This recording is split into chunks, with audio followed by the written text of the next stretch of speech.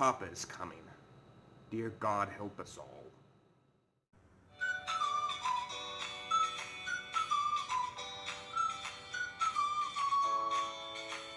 So a new regulation is being set up by the FCC, and it is called Coppa.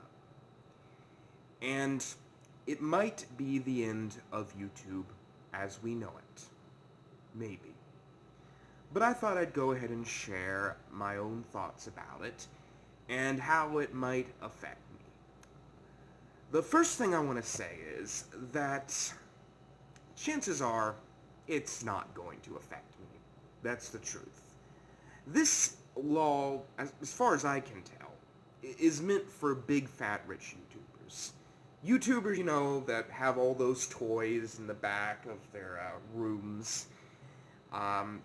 Yeah, it's those kind of guys that are going to be affected by this. The ones that probably got there dishonestly anyways.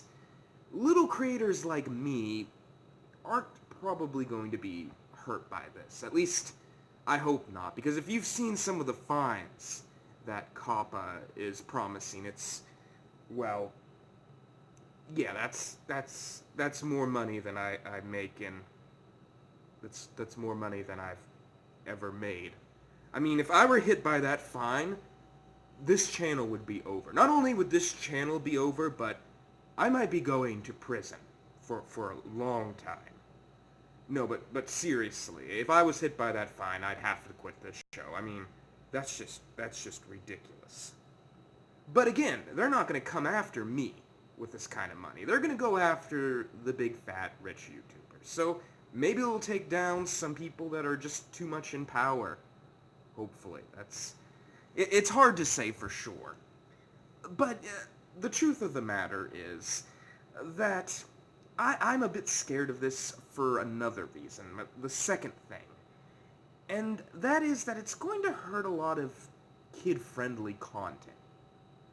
Because if you look at the rules of Coppa, which I'll just go ahead and put right here, they are very ambiguous. I mean, there's a lot of different ways to interpret some of the things being said here.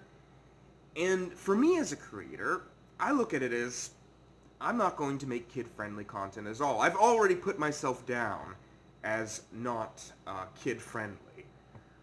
But it is a shame because I just put up kid-friendly.net. And I feel confident that those videos are kid-friendly. But maybe Coppa wouldn't, and maybe I would get struck by a fine.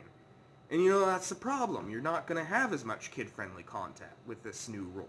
Or it might go the other way, and everything will be just way too kid-friendly. Which, I guess would be kind of fine. I mean, it teaches us all to be better people, and I think that's a good thing, but at the same time, it is sort of a dictatorship.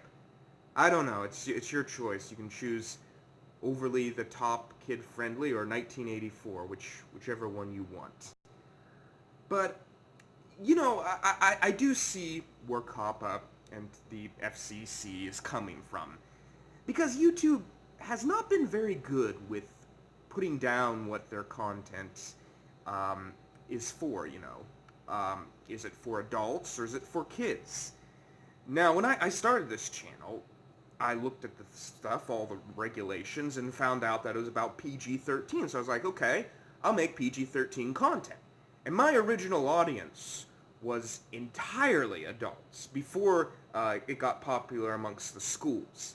When it did get popular amongst the schools was right around the time I was making Meet My Sister Caroline. I was still in the editing process, and I kind of just barely noticed it. I was kind of like, oh, kids are watching this channel. And then I released Meet My Sister Caroline, which is PG-13, I would say.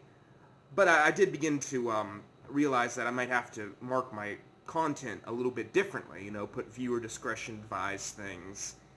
And I'm quite glad all these middle schools and stuff are watching it, but, you know, they probably know to watch it the way their parents want them to, whether that be if their parents give them permission and think they can handle it, they can watch it by themselves, or they can, I would prefer if they had their parents with them, or they definitely need some kind of parental guidance, I'll say that. But, yeah, I'm marking my stuff now more, and I'm doing my best with the content, to keep it pretty PG-13. I'm sure that with 500 episodes, there's been some R-rated stuff that can't be helped. 500 episodes, anything will happen. There's Sesame Street episodes that are rated R. They've had so many episodes. They're all nude all the time. I mean, Big Bird, Elmo, it's like Game of Thrones on there. But no, seriously, I was thinking about it, and I decided that, the FCC does have a point. There isn't really any warning by YouTube what the content people are about to watch is going to be. So I came up with my own system, and this is how I think the rules should be, and not like the Coppa rules up there. So the first rating I came up with was PG. And I know I'm skipping G here, but the reason for that is that I feel G is becoming rather not used, and besides, you always need parental guidance. I mean, I always thought when I saw G, I was like, oh, I can go in the theater by myself? But no, you have to have your parents there anyway, so you might as well just put parental guidance for everything. But when there's bad material, you should put it underneath the PG, what it is. I would say the rules should be around it's very tricky with kids because you don't know how much they're going to take seriously and how not. And I think kids probably can handle pretty much anything I'm about to say, but these are my personal opinions. For death can be shown about 5 times. I have never approved of the Chronicle of Narnia. I've always thought that was PG-13. There's just way too much death in that. There can be a bit of violence. When it comes to violence, just cuts and bruises, things that would show up on a regular person's skin. And no blood. No blood, no gore, no organs coming out, no decapitations or anything like that. I would say, as far as people talking about violence, not very much. Maybe just 1 or 2, maybe he got whipped or he got beheaded. Someone says that. Sex-wise, only for educational use and never real human beings, not for PG. Cuss words, hell and damn, once or twice is fine. Drug use, maybe an alcohol or a cigarette, but that would be the limit. Definitely they should be used appropriately. And illegal activity, very limited, maybe just stealing. That would be the only crime you could really commit. Then we move, and fecal matter, just none.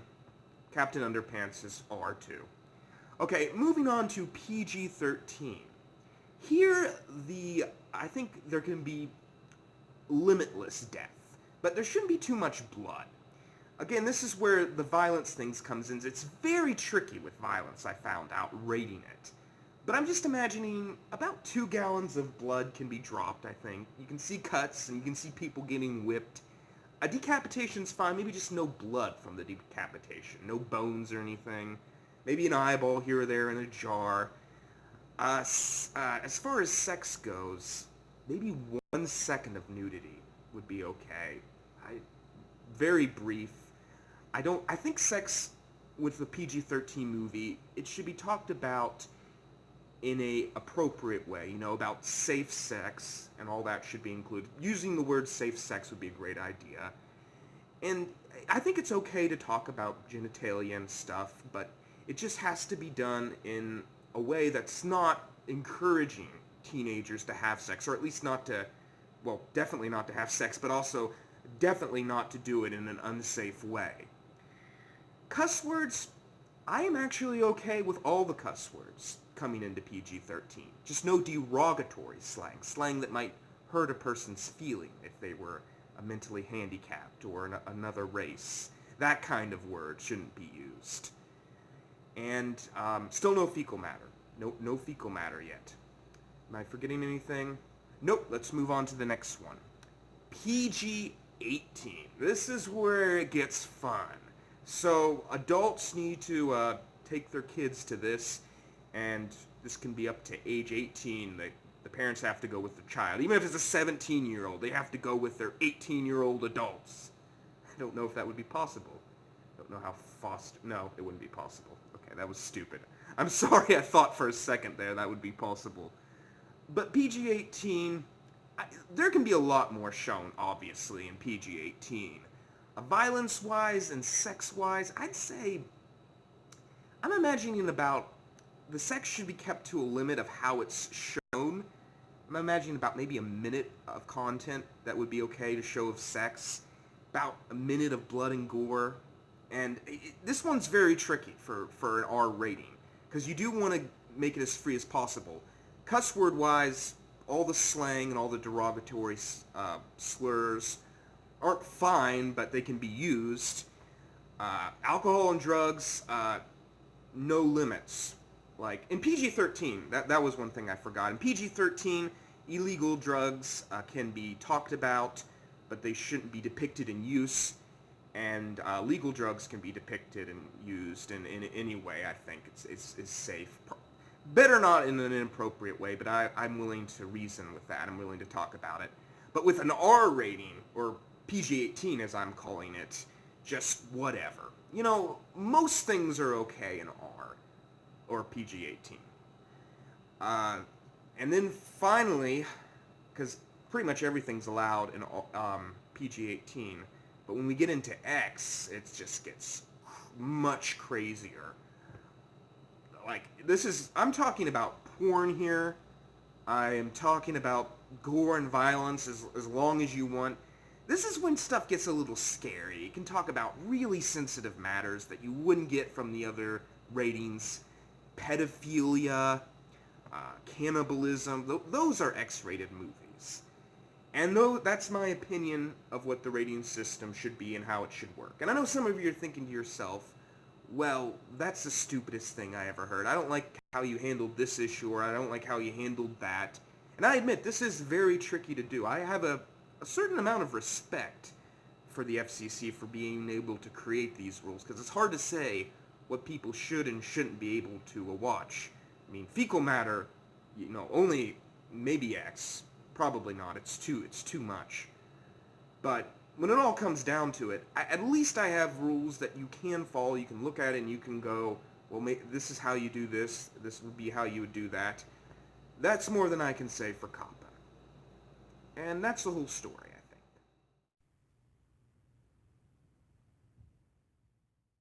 Oh, and I should also mention that this rule is being taken way out of proportion. I'm sure everything will be fine.